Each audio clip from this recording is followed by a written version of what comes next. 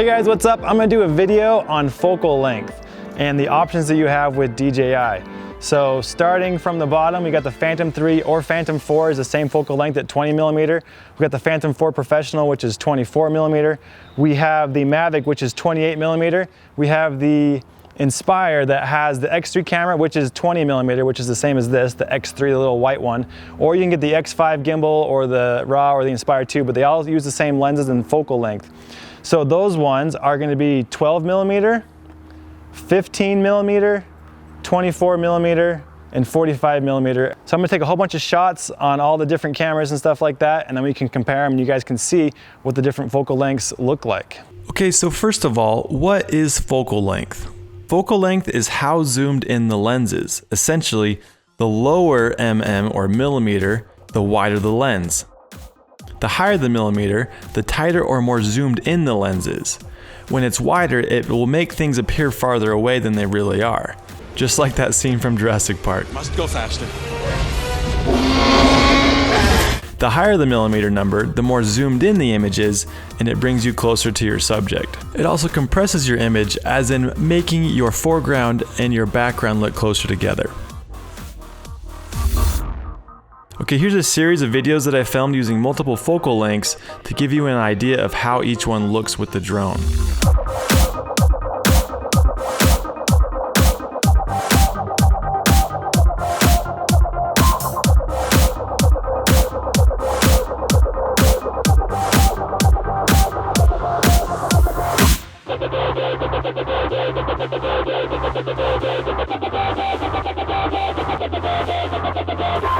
Okay, so now that you have an idea of what different focal lengths do to your image, let's talk about what options are available on drones. Typically on a drone, I shoot between a 16 to 35mm, but sometimes I'll shoot up to a 100mm lens.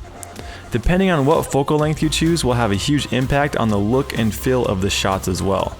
A Phantom 3 and Phantom 4 and Inspire X3 cameras all have the same 20mm lens. That's pretty wide. The Phantom 4 Pro has a 24mm and the Mavic has a 28mm lens. These focal lengths are fixed, so that means that you're not able to zoom in or out and you're stuck with that focal length. But they'll work for about 80 to 90% of all the work that you need to do. One of the advantages of the platform like the Inspire is that you can use interchangeable lenses to get vastly different focal lengths. Having longer focal lengths or higher millimeter lenses feels more cinematic in my opinion, and is something that you don't see every day. Also, full-size helicopters and movies typically will use the longer focal lengths. It's just a lot more epic most of the time.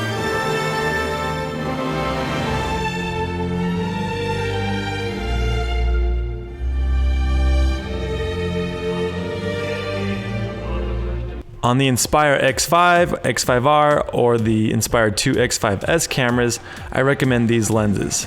Now one thing to keep in mind, the X5 sensors have a crop factor of 2.3. So for example, our first lens I recommend is the Olympus 12mm, which you times that by 2.3 becomes 27.6mm on the Micro Four Thirds sensor if you're shooting at 4K. The next lens I recommend is the Olympus or DJI 15mm lens, which becomes 34.5mm. The Olympus 25mm, which becomes 57.5mm, and the Olympus 45mm, which becomes 103.5mm. Check out these quick comparisons to see the differences between those lenses. Okay, so now you know what the different focal length options are. Now the question is, when should you use them? Okay, so we're going to start with a wider focal length, such as 16 to 24mm lenses. I like to use these for real estate work, flying around buildings. I also like to use this for filming landscape. It's just so much easier to capture the area and to see more of the landscape. Okay, so the next option is about 28mm to 35mm. This is similar to the 16 to 24mm. I felt this is a good in-between range that's good for landscapes, but it's also a great focal length for flying around an object. It gives you really good parallax effect as well. Here's an example of what I shot in Iceland. This is about 35mm focal length. Okay, so the next length is about 35 to 60mm. This is a really awesome focal length if you're tracking alongside a moving person or an object. It's wide enough that you can keep the object in frame, but it's tight enough that it's going to give you really good motion blur and have really good parallax effect.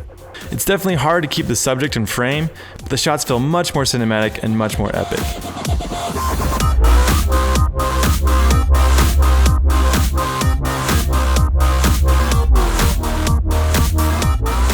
Okay, the next focal length we're going to talk about is 60 to just over 100 millimeters. This focal length is incredibly long and gives you an insane amount of parallax, but it can be very difficult to keep your subject in frame. If you can keep your subject in frame, then it can be really quite amazing. Here's an example where I filmed the Tetons from miles away using the Olympus 45mm lens, which is an equivalent to 103.5mm. As you can see, the depth is pretty amazing. When you shoot at a long focal length, you really need to be farther away from your subject and also fly much faster. Okay, so now I'm going to show you guys 7 different focal lengths wrapping around this tower to show you an example of how parallax looks compared to what focal length you're using.